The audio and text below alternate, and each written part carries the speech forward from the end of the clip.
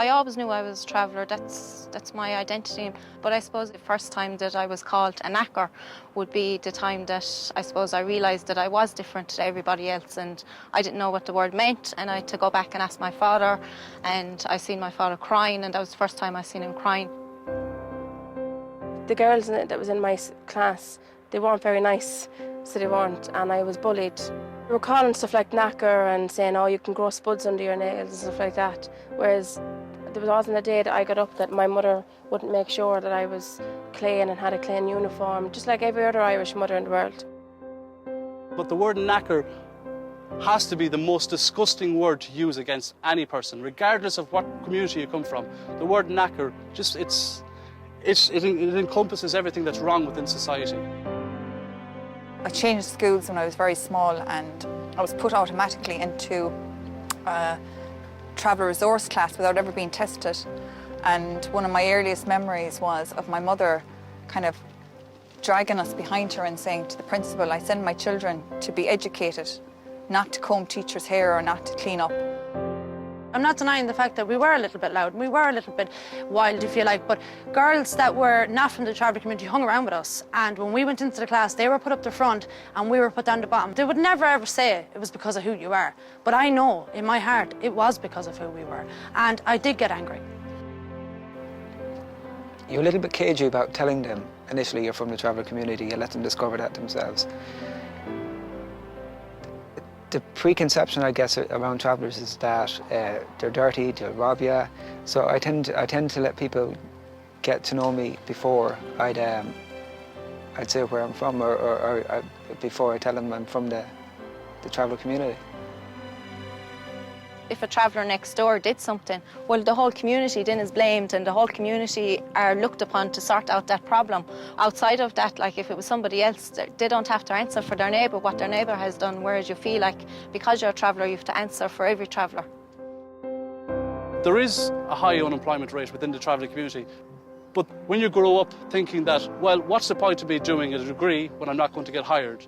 What's the point of me learning Irish when I'm not going to become a guard? These were the things that were said to me. These are not just things that I'm picking out of the air, and these are not just things that I'm making up. These are things that were said to me during my secondary years in school. When people look at me as different, like, you know, I question the state really, because I'm saying, like, if everybody's looking at me as being a different person, why isn't the state giving me my recognition as an ethnic group? We have our own identity, we have our own culture, we have our own music, our own language. We have a sense of community, a sense of belonging. It makes you very proud to be who you are. We share an Irish history, but we have our own unique history as a nomadic people, and people that travelled Ireland up until very recently, and some of our people still do, and would love to still do. We'll always want to be able to move, to be free. It's the honesty of it, knowing who you are and grabbing that and saying, you know what, this is who I am. I know who you are.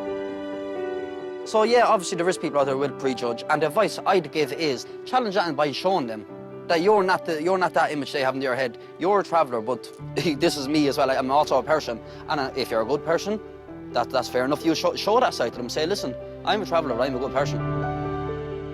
The way I look at it, if I change only one person's mind in my lifetime, then I've done enough, because that one person will then move on and it'll become like a wave.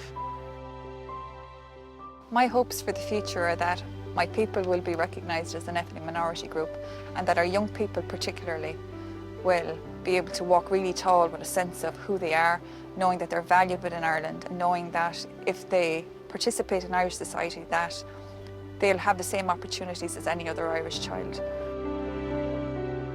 I hope for the traveller community to believe that they can be whatever they want.